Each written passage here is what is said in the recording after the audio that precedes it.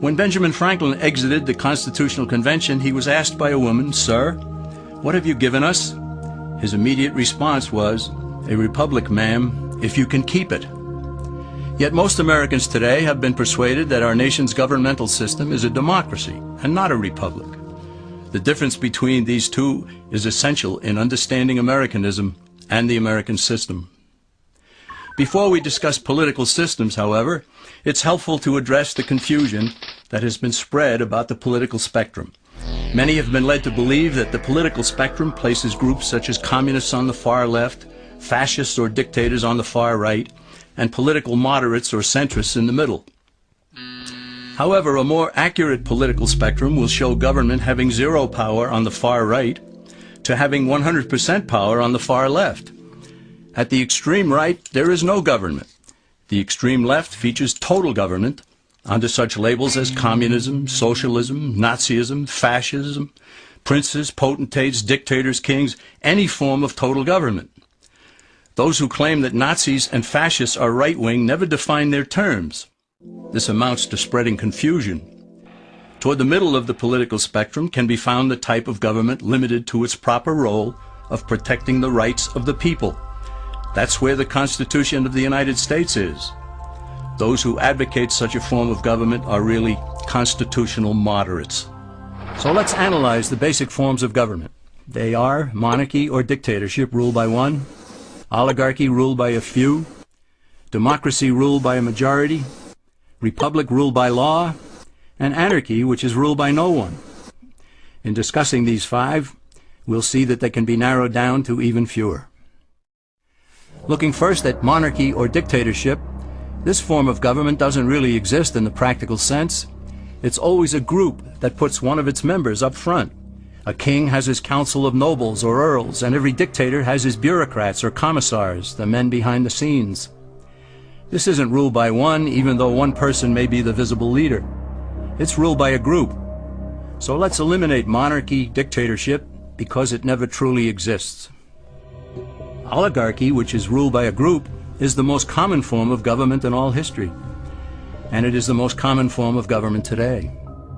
Most of the nations of the world are ruled by a powerful few, and therefore oligarchy remains. At the other end, we find anarchy, which means without government.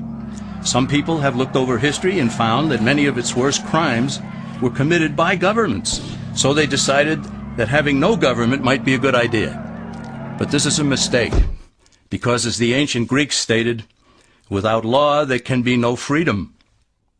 Our founding fathers agreed and held that some amount of government is a necessary force in any civilized, orderly society. In a state of anarchy, however, everyone has to guard life, liberty, and property, and the lives of family members. Everyone must be armed, and movement is severely restricted because one's property has to be protected at all times. Civilized people have always hired someone to do the guarding, a sheriff, a police force, or some branch of government. Once law enforcement was in place, the people were freer. They could leave their property, work in the fields, and so on. In short, the proper amount of government makes everyone freer. There are some who advocate anarchy, however, not because they want no government, but because they don't like what they have. They use anarchy as a tool for revolutionary change. The condition of anarchy is very much like a vacuum where something rushes in to fill it. These calculating anarchists work to break down the existing government with rioting, killing, looting, and terrorism. Tragically, the people living in such chaos often go to those best able to put an end to it and beg them to take over and restore order. And who is best able to put an end to the chaos? The very people who started it. The anarchists who created the problem then create a government run by them, an oligarchy, where they have total power. This is exactly what happened in Russia that led to Lenin taking total power, and in Germany, where Hitler's brown shirts created the chaos that brought him to power. But anarchy isn't a stable form of government. It's a quick transition from something that exists to something desired by the power-hungry. It's a temporary condition, and because it isn't permanent, we eliminate it as well.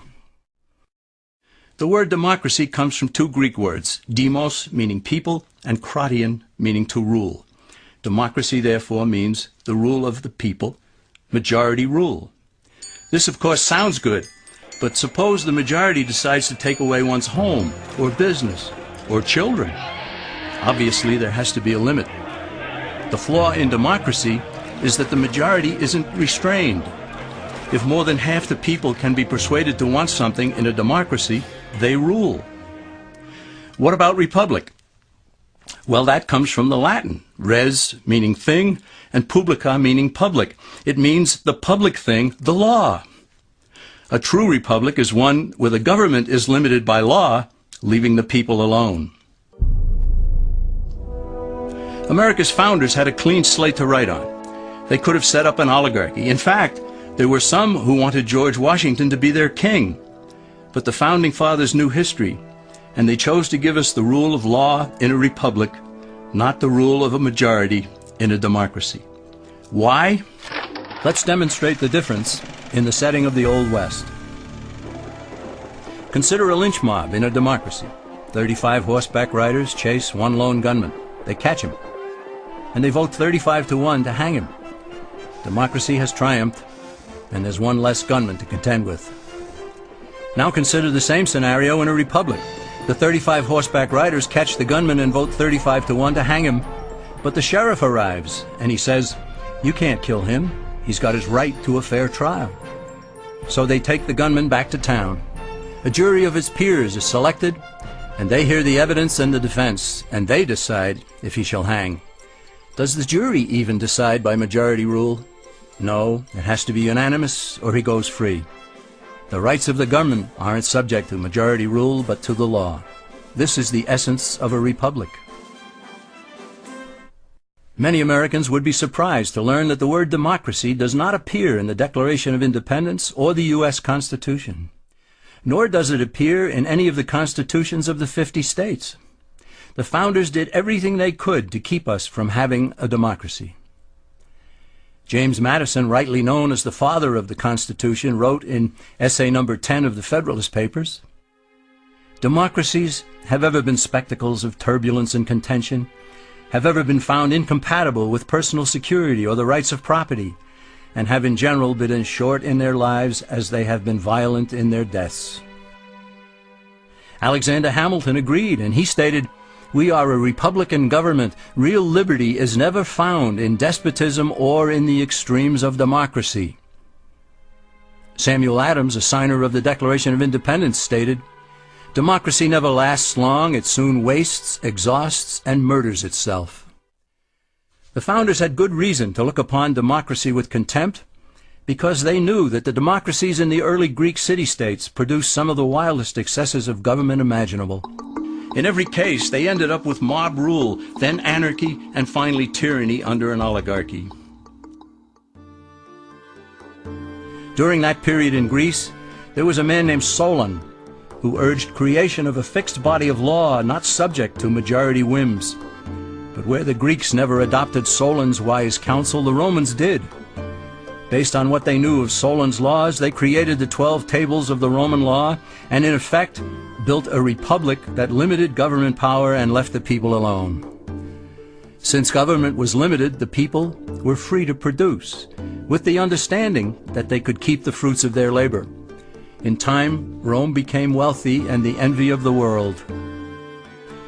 In the midst of plenty, however, the Roman people forgot what freedom entailed. They forgot that the essence of freedom is the proper limitation of government. When government power grows, people freedom recedes.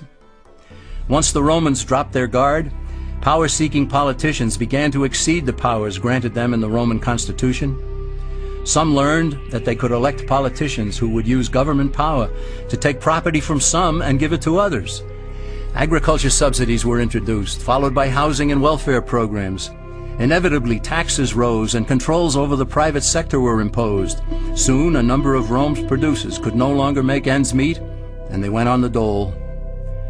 Productivity declined, shortages developed, and mobs began roaming the streets, demanding bread and circuses from the government.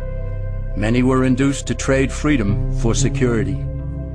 Eventually, the whole system came crashing down. They went from a republic to a democracy, and ended up with an oligarchy under a progression of the Caesars.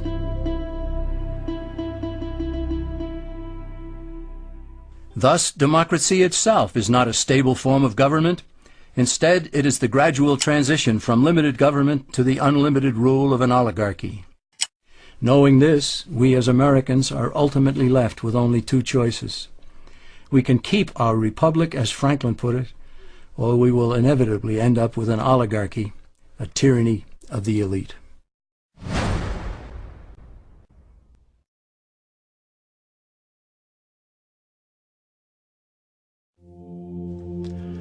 When Benjamin Franklin exited the Constitutional Convention, he was asked by a woman, "Sir, what have you given us?" His immediate response was, "A republic, ma'am, if you can keep it." For a more accurate political spectrum will show government having zero power on the far right to having 100% power on the far left. At the extreme right, there is no government. The extreme left features total government under such labels as communism, socialism, Nazism, fascism, princes, potentates, dictators, kings, any form of total government. Those who claim that Nazis and fascists are right-wing never define their terms. This amounts to spreading confusion. Toward the middle of it's helpful to address the confusion that has been spread about the political spectrum. Many have been led to believe that the political spectrum places groups such as communists on the far left, fascists or dictators on the far right, and political moderates or centrists in the middle. However, yet most Americans today have been persuaded that our nation's governmental system is a democracy and not a republic. The difference between these two is essential in understanding Americanism and the American system. Before we discuss political systems, however,